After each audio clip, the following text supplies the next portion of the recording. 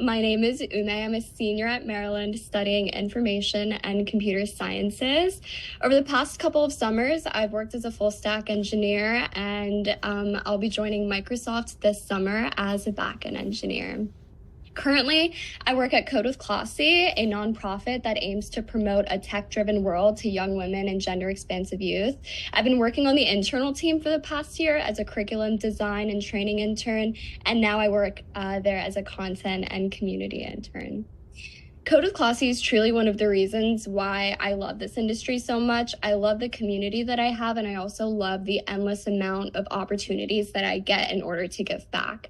You know, I've worked as a curriculum intern for them. I've taught so many camps for them. And throughout all of that, I've really begun to value the impact that I've made. And I think that's truly what keeps me going, both as an engineer and an advocate for DE&I initiatives within the industry.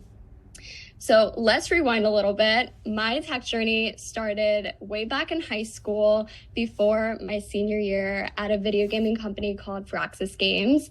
If any of you are familiar with the game Civilization, they're the company that makes that. I worked at their headquarters for the entire summer as a user testing intern. I didn't even have a title for my job. I gave that title to myself. I was an unpaid intern.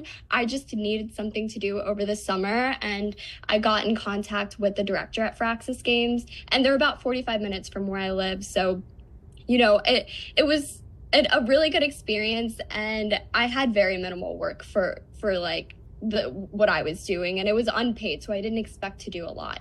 And that's one of the reasons why I advocate for unpaid experiences so much, within reason, of course. I do think there are a lot of companies that take advantage of unpaid interns, but Firaxis Games didn't do that.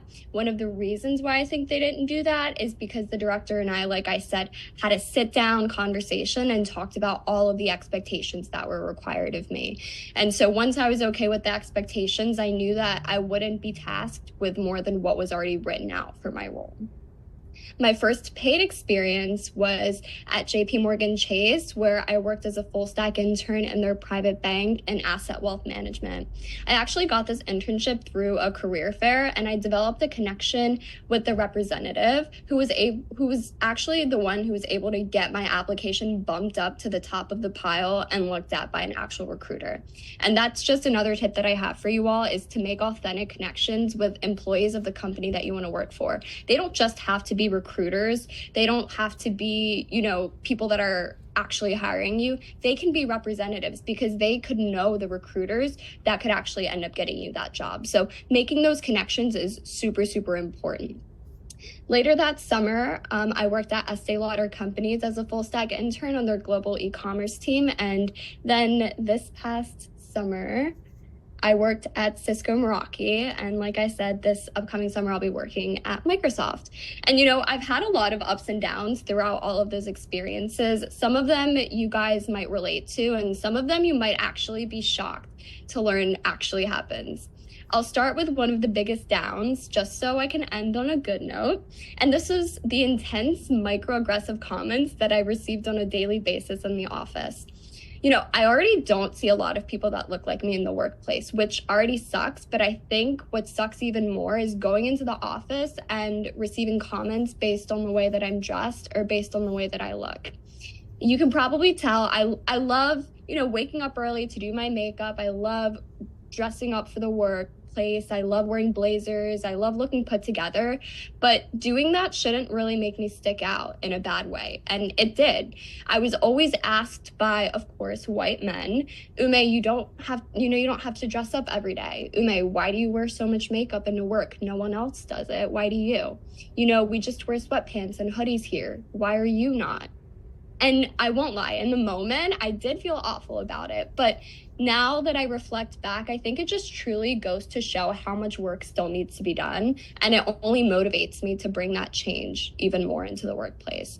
And then on the other hand, one of the biggest ups I've had, which I think either Sparsh or Carter mentioned, was just being surrounded by amazing people, like really, really smart people. I've learned so much about the industry and myself in the process. One of the biggest pros is being surrounded by people who are 100 times smarter than me. I feel dumb as a brick when I'm next to them, but that only forces me to go out of my comfort zone even more. It forces me to ask questions, forces me to look dumb at times by asking questions, and you're forced to, ultimately be better. And so with that, I do have a few pieces of advice for you all. The first one is to be patient with yourself. Patience is truly a game, and it's a game that isn't easy to learn at all.